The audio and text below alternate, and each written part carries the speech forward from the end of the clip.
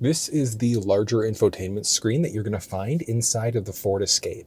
And this is the plug-in version of the vehicle. But if you want a full walkthrough, like you want to know how to use factory navigation, connect a phone, things like that, you'll find that down in the description of this video. This is strictly going to be for the features of the plug-in hybrid version of the vehicle. So you've got a series of selectable drive modes that are available. You're going to find this in all trim levels of the Escape. But in the plug-in, slightly different because you've got all of these EV settings instead. If the settings are grayed out, like what we're looking at in the sport mode, you don't have enough charge or you don't have any charge inside of the vehicle. So if you find that these settings are not enabled or they're grayed out, it's just because the vehicle is not charged up. So just make sure you charge it up first. But when you go to all of these modes, they do something different. Like they play with your traction and stability control. Gives you a sportier performance, the best possible range that you're going to get inside the vehicle versus just coasting as you drive. And then for the EV modes, auto EV means that the vehicle is going to determine when you're in the EV mode versus in the gas mode. And it flips it pretty easily. It just does it on the fly. So inside of the cluster screen, you'll notice that inside of the charge gauge, it's going to go blue when you're using EV. It'll be gray when you're using your gas engine, and it might go a little bit of both depending on what you're currently doing.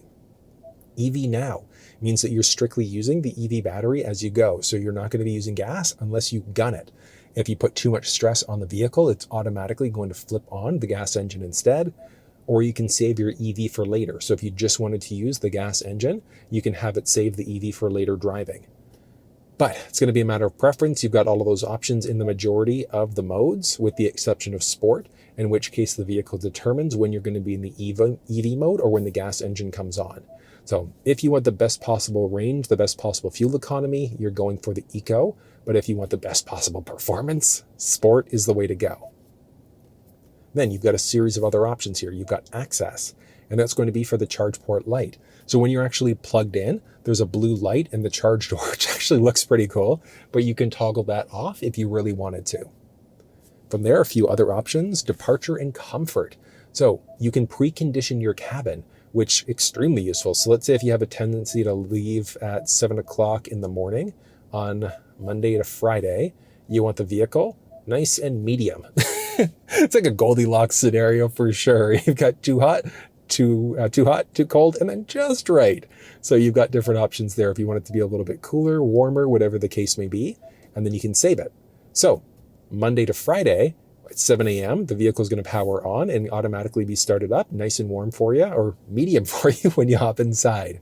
You can then set it up differently for different days of the week as well if you wanted to, and you can have it on 2 separate levels. So if you know you're going to be leaving from work at 5 o'clock p.m. and you want to have it nice and cool, you've got that flexibility as well.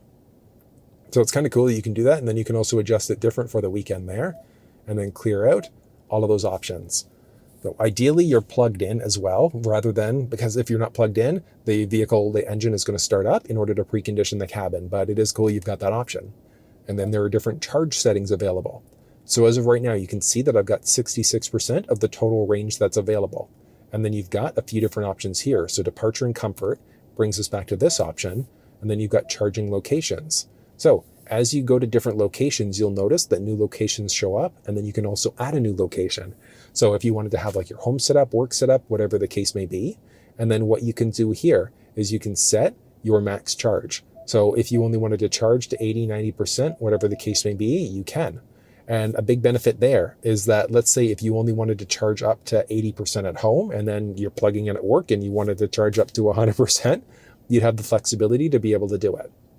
You can edit out that location as you saw there, you can delete it, and then you can continue to the schedule, which is where you can select your charging window. So if you only wanted to charge up and get cheaper electricity rates, you've got that flexibility. So you can adjust it this way if you want. So just kind of drag all around. So you're going to be charging from 4 until 7, but you can also break the charging window up into 2 separate options. So if you wanted to charge where you know you're going to get cheap electricity rates that way, you've got that flexibility for weekdays and for weekends.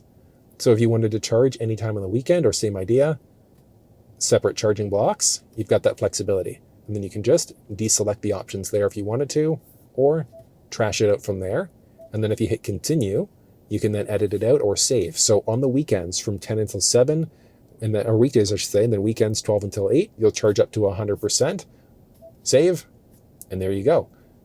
And then you can also go back in.